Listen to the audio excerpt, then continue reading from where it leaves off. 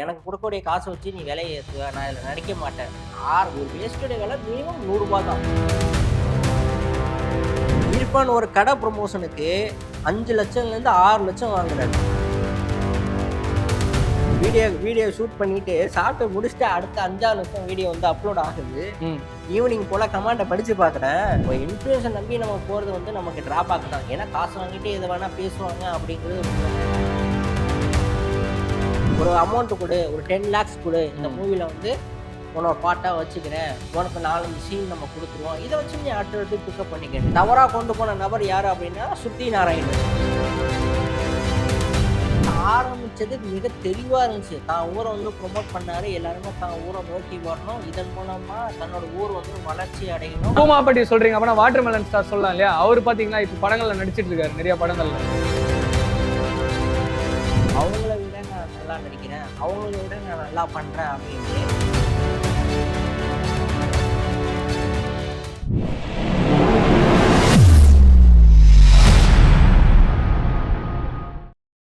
ஹேரோப்ளேஸ் நேர்களுக்கு வணக்கம். நான் உங்கள் நண்பன் டென்சில். இன்னைக்கு நம்ம வீடியோல எதை பத்தி பேச போறோம் அப்படின்னு பாத்தீங்கன்னா, இன்ஃபுளுசர்ஸால மீடியாவுக்கு பாதிப்பா, இல்ல மக்களுக்கு பாதிப்பா, இல்ல நாட்டுக்கே பாதிப்பா அப்படின்ற ஒரு விஷயத்த பத்தி தான் இன்னைக்கு நம்ம ப்ரோ கூட பேச போறோம். ரஃபிக் வணக்கம். வணக்கம் டென்சில். எப்படி இருக்கீங்க? நல்லா இருக்கீங்க? நல்லா இருக்கேன். நீங்க? நல்லா பொலிவோட சிரிப்போட இருக்கீங்களே. கண்டிப்பா. ராம்ராஜ் வேட்டி சட்டை இருக்கு இல்லையா? அதுக்கு நம்ம உழைப்பால் உயர்ந்த ஒரு நபர். ராஜ்கிரண் தொழில வந்து ஒரு பிராண்டை உருவாக்கணும் அப்படின்னு ஆரம்ப காலகட்டத்தில் ராஜ்கிரண் அவர்களை வந்து அட்வர்டைஸ்மெண்ட் கூப்பிடுறாங்க. என்னால முடியாது அப்படின்னாரு ராஜ்கிரண். வந்து என்னால முடியாது, ராம்ராஜுக்கு என்னால அட்வர்டைஸ்மெண்ட் கொடுக்க முடியாது அப்படின்னு சொன்னாரு. ஏன் சொன்னாரு அப்படின்னா, அவரும் ஏழ்மையா இருந்து சினி துறையில வந்து வளர்ந்து ஒரு நபர். அவர் வந்து ஒரு முஸ்லீம். சினிமாக்காக என்ன பண்ணிட்டாரு, ராஜ் முகமதை ராஜ்கிரணா மாத்திட்டாரு. சின்னதுலேருந்து கஷ்டப்பட்டு சினிமா துறையில தனக்கான இடத்த பிடிச்சவர். அப்போ அதிகபட்சம் ஏழைகள் வாங்கக்கூடிய உடை வந்து எதுவா இருக்கும் அப்படின்னா வேஷ்டியா தான் இருக்கும். ஓகே, வேஷ்டியா தான் இருக்கும். அப்போ நான் விளம்பரத்துக்கு நடிக்கிறேன், எனக்கு இவ்வளவு லட்சங்கள் கொடுத்துரு அப்படின்னா என்கிட்ட நீ லட்சங்கள் கொடுத்துருவ.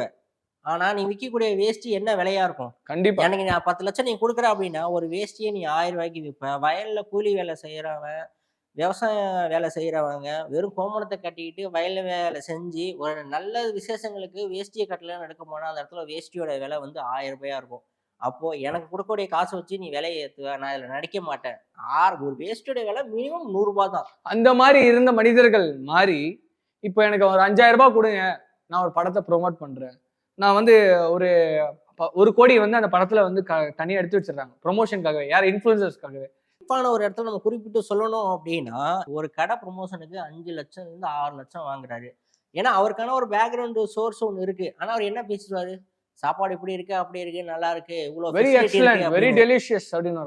அவ்வளவுதான். ஆனா சாப்பிடக்கூடிய நபர்களுக்கு தானே தெரியும். நான் இப்பவும் சொல்றேன், இன்ஃபுளுசர்ஸை பார்த்து ஒரு இதை நீங்க முடிவு பண்ணவே பண்ணாதீங்க. அட்வர்டைஸ்மெண்ட், அந்த அட்வர்டைஸ்மெண்ட் வேணாம் அப்படின்னு நினைக்கிறேன். விளம்பரம் பேசிட்டான், இவங்க செஞ்சுட்டாங்க, இவங்க பண்றாங்க அப்படிங்கிறது முடியல. உனக்கு தெரியுமா, உணர்வு பூனமா நீ உணரணும், இப்படிதான் இருக்கு. அப்பெல்லாம் ஒரு பக்கத்து வீட்டுல இருக்கிற ஒரு நபர், நம்ம தின்ன வீடுல வில்லேஜ்ல எல்லாருமே இருந்திருப்போம். அந்த தின்ன வீட்டுல இருக்கிற ஒரு நபர் என்ன சொல்றாங்க, அப்பா அங்க ரோட்டுகள்ல ஒரு சம ஹோட்டல் வந்திருக்கு, நல்ல சாப்பாடு, வயிறு நிறைய சாப்பிட்டு வந்தேன், மீல்ஸ் சாப்பாடு அப்படின்னு வந்து சொல்லுவாங்க.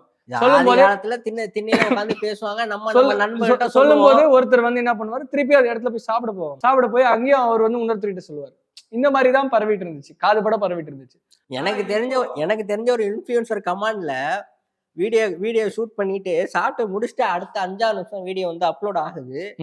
ஈவினிங் போல கமாண்டை படிச்சு பாக்குறேன். கொஞ்சம் கழுவி ஊத்திட்டாங்க. கமாண்ட்ல கழுவி ஊற்றிச்சா போனா நீ வீடியோ பார்த்து நான் போனேன் பாரு, வாழ்க்கையில நான் மறக்கவே மாட்டேன்டா, அடுத்த தடவை நீ என் கண்ணில் மாட்டினா வச்சு செஞ்சிருவேன் அப்படின்ட்டு. அவர் என்கிட்ட கட்டுறாரு, ரஃபிக் பாரு கமாண்ட் அப்படின்னு. உண்மைதானே அப்படின்ட்டேன். ஆனா அந்த பையன் வந்து ஒரு 10,000 ரூபாய் காசு வாங்கினாரு. வீடியோக்கு வந்து ஒரு 10,000 ரூபாய் காசு வாங்கினாரு. இப்போ இன்ஃப்ளூயன்ஸை நம்பி நம்ம போகிறது வந்து நமக்கு ட்ராபேக் தான். ஏன்னா காசு வாங்கிட்டு எதை வேணால் பேசுவாங்க அப்படிங்கிறது உண்மை. இப்போ இன்ஃப்ளூயன்ஸை நம்பி யாரும் எதுவும் முடிவு பண்ணிடாதீங்க. ஆனால் டிஜிட்டல் மீடியா இருக்குல்ல, இதை யூஸ் பண்ணி தான் இன்றைக்கி இன்ஃப்ளூயன்சர் வளர்ந்து வராங்க.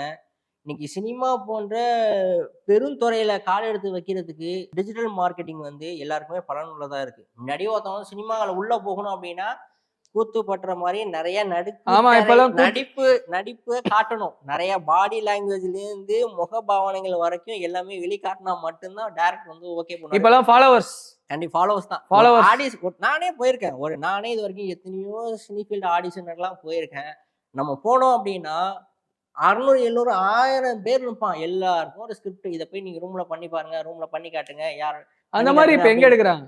நீ கண் தொடைப்புக்கு ஆடிஷன். கண்டிப்பா அது வந்து காசுதான். என்கிட்ட கேட்டாங்க, நானே ஒரு ஆடிஷனுக்கு போறேன், தனியா கூப்பிட்டு பேசுறாங்க. என்கிட்ட இல்ல, எல்லாத்தையுமே பேசுறாங்க. ஒரு அமௌண்ட் கொடு, ஒரு 10 lakhs கொடு, இந்த மூவில வந்து உன்னை ஒரு பாட்டா வச்சுக்கிறேன், உனக்கு 4-5 சீன் நம்ம கொடுத்துருவோம், இதை வச்சு நீ அடுத்தடுத்து பிக்கப் பண்ணிக்கன்னு. 10 லட்ச ரூபா தான் நான் ஏன்டா உங்கள்கிட்ட வந்து நடிக்க வர போறேன். நான் பிசினஸ் பண்ணிட்டு போயிடுவேன்.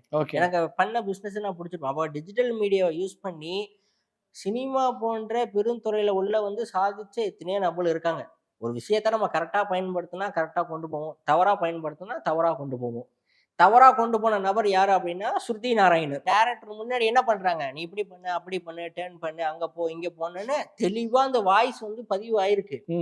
அப்போ ஏன்னா இது இப்படி யூஸ் பண்ணா சினிமால வந்து நான் பெரிய ஆளா ஆயிடலாம் அப்படின்னு. டிஜிட்டல் மீடியாவை நம்ம கரெக்டா பயன்படுத்தினா நம்ம கரெக்டா சொசைட்டிக்குள்ள போயிட்டு நம்ம வந்து சாதிக்க முடியும். தவறா பயன்படுத்தினோம் அப்படின்னா நம்ம வாழ்க்கை சீரழிஞ்சு போகும். அதுக்கு உதாரணம் வந்து ஸ்ருதி நாராயணன் போன்ற சீரியல்ல நம்ம நடிகளை குறிப்பிட்டு சொல்லலாம். கண்டிப்பா அந்த சீரியல்ல இருக்கிறவங்க நிறைய பேர் இன்ஃபுளுசர் வேலையும் பாக்குறாங்க.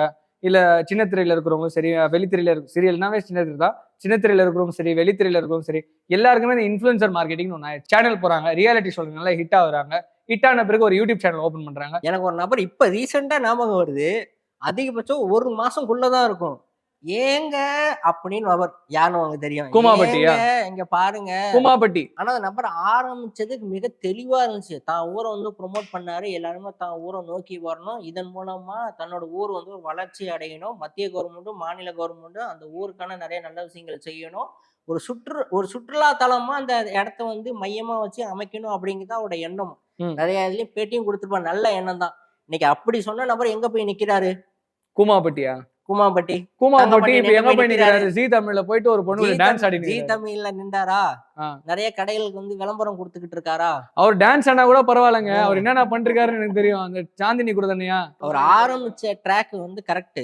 அது அப்படியே அவர் பயணம் செஞ்சிருந்தாருன்னா பிரச்சனை இல்ல. அவர் ட்ராக் வந்து அப்படியே மாறி போயிடுச்சு, அவ்வளவுதான். அப்போ டிஜிட்டல் மீடியா பொறுத்த வரைக்கும் நம்ம கரெக்டா பயணம் செஞ்சோம்னா கரெக்டா இருக்கும். நான் என்ன சொல்றேன்னா, சேனல், சினிமா எல்லாமே வந்து இந்த இன்ஃபுளுசர்ல யார் அதிகமா ஃபாலோவர்ஸ் வச்சிருக்காங்களோ அவங்க எல்லாம் வாங்க அப்படின்றாங்க. நல்ல நடிக்கிறவன், நல்ல டேலண்ட் ஆனவன், ஒரு கூத்து பட்டுற தியேட்டர் ஒர்க் ஷாப்ல கத்துட்டு வரவங்களா அப்படியே போங்க அப்படின்றாங்க. ஆமா ப்ரோ, மாற்றுறதுமே இல்ல. இப்போ உங்களுக்கு உங்க திறமையை வச்சு யாரும் என்ன பண்ண முடியும்? இன்னைக்கு டென்சில் வச்சு ஒரு படத்துல வந்து ஒரு சீன் நடிக்கிறாரு அப்படின்னா டென்சில் பேரண்ட்ஸ் பாப்பாங்க, டென்சில் சொந்தக்காரங்க தானே பாப்பாங்க. ஆமா, இப்ப இன்ஃபுளுசர் வச்சா இன்ஃபுளுசன்ட்ட ஒரு மேபி ஒரு 1 lakh ஃபாலோவர்ஸ் இருக்கு அப்படின்னா அவன் போடக்கூடிய வீடியோ எவ்வளவு வியூஸ் போகும்? நடிப்பு. கூமாபட்டிக்கு நடிப்புனா என்னன்னு தெரியுமா? நீங்க கூமாபட்டி சொல்றீங்க, அப்பனா வாட்டர்மெலன் ஸ்டார் சொல்லலாம் இல்லையா? அவர் பாத்தீங்களா இப்ப படங்கள்ல நடிச்சிட்டு இருக்காரு, நிறைய படங்கள்ல. ஆனா அவர் ஆஃப் பண்ணி உட்கார தூரமா வச்சிட்டாங்க. அது வந்து ப்ரீ பிளான் தான், ஆஃப் பண்ணி உட்கார வச்சிட்டாங்க. ஆனா அவர் வந்து நிறைய தவறான விஷயங்கள் வந்து முன்னெடுத்தாரு. ஒரு நபரை வந்து ட்ரோல் பண்றது, வாட்டர்மெலனை கை காட்டுறது, வளர்ந்த நடிகர்களை பார்த்து தனக்கு இணையா ஒப்பிட்டு அவங்கள விட நான் நல்லா நடிக்கிறேன், அவங்கள விட நான் நல்லா பண்றேன் அப்படின்னு வளர்ந்த நடிகர்களா இருக்கட்டும், இல்லைன்னா மறைஞ்ச நடிகர்களா இருக்கட்டும், அவங்கள மையமா வச்சு நான் வந்து சிவாஜி மாதிரி பண்றேன், இப்படி கோமாளித்தனமா இல்ல, கோமாளித்தனமா தான் இருக்கு. அப்படி கோமாளித்தனமா பண்ணி தானே இன்னைக்கு வந்து சினிஃபீல்ட்ல ஒரு அங்கமா போனாரு.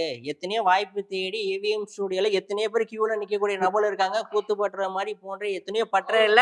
அவர் குறிப்பிடுறாரு, விஜய் சேதுபதி படத்துல நான் தான் வந்து முக்கியமான வேடம் பண்ணியிருக்கேன், அந்த தியேட்டர்ல அப்படியே சீன்ல வர மக்கள் எல்லாருமே எனக்கு கை தட்டுறாங்க, கத்துறாங்க அப்படின்னு சொல்றாரு. அதெல்லாம் எப்படின்னா, ஒரு பைத்தியக்காரனை பார்த்தா 4 பைத்தியக்காரன் கத்த தானே செய்வான். அது வந்து தன்னைத்தானே ஓட்டுறாங்க, தன்னை பார்த்து 10 நம்மளும் கை காட்டுறாங்க, விசில் அடிக்கிறாங்க, கத்துறாங்க அப்படின்னா அது ஏதோ அவர் வந்து ஏத்துக்கிட்டாங்க.